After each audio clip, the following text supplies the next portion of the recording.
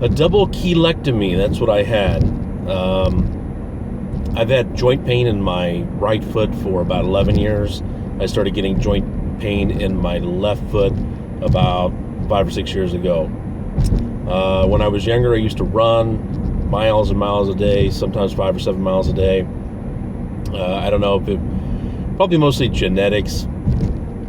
Anyway, what I wanted to do is just kind of share my experience about a cheilectomy. I had a cheilectomy operation done on my right foot. And essentially what that is to correct hallux rigidus or hallux limitus, which is essentially your big toe, the big toe joint. It gets all arthritic. And they go in there and they chop out a bunch of the bone out of there to be able to free up motion there. Now, actually, I had great movement in my big toe, so I wasn't having a problem lifting the toe up. What I was having a problem with was the constant pain. It would feel like a ball peen hammer slam me into the big toe in that joint anytime I went to run, squat, kneel, walk far distances. So I bought inserts. I bought not Kevlar, I don't know what a carbon fiber insert that I was able to get put inside of each shoe. That made a big difference in the amount of distance my toe could move, but it didn't eliminate the pain. So finally, March, I had my right foot done, and then May 24th, I had my left foot done. So the pluses and minuses to it. So what I've found so far is obviously there's a little bit of scarring, so that's probably worse for women than it is for men. But I gotta say, it's not horrible. It's not like actually the bump that you start developing on the top of your toe is probably a lot worse than the scar that you would have. But being able to have pain-free running, pain-free walking.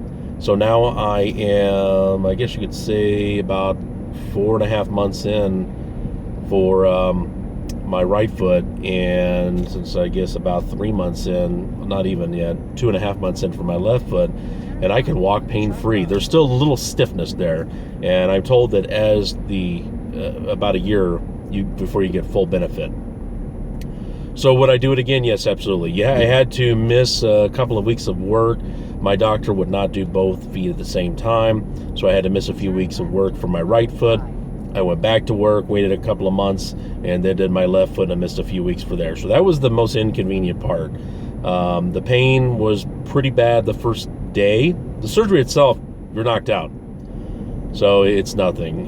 They gave me Percocet, and I would say I really only needed the Percocet for the first 2 or 3 days. After that, was very manageable with ibuprofen, and really within a week, so it wasn't like bringing tears to my eyes. And I have a low threshold for pain. I don't like pain at all. But you feel a substantial difference within a few weeks. There, you're actually walking for the first time pain-free in your life. It's actually been phenomenal. So, would I do it again? Absolutely. Highly recommend it. 40 years old, probably a lot younger cheilectomy than most people. The only celebrity I've ever heard of that's done it was Shaquille O'Neal.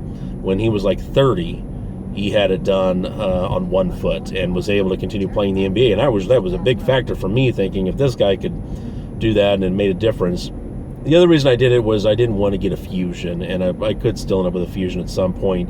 But a recent study at Akron General proved that over the course of a 10-year period, over 90% of people did not end up needing a fusion. So it's a decent success rate. And it's all about quality of life. If I have to have a fusion 10 years from now, or the later in life, the 20 years from now, the later in life, the better. The only thing I wish I'd have got this years ago.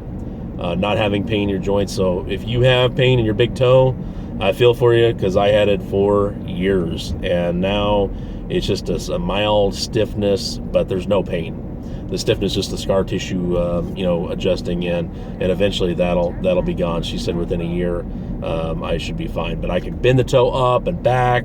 I can press it. I mean, I used to get like a foot massage, and it would, oh my God, it would hurt so bad after, like, if I walked all day, it would hurt so bad somebody would be rubbing that joint. It's just unbearable. So if you have pain in your big toe, or you got that knob starting on the top of your toe, that it's not to be confused with a bunion. It's nothing to do with a bunion. Bunions are usually shoe created. This is just arthritis in your big toe. It's same premise as your knee. It's a much smaller joint. So, but every time you take a step, you feel it. So I would do it. If you have any questions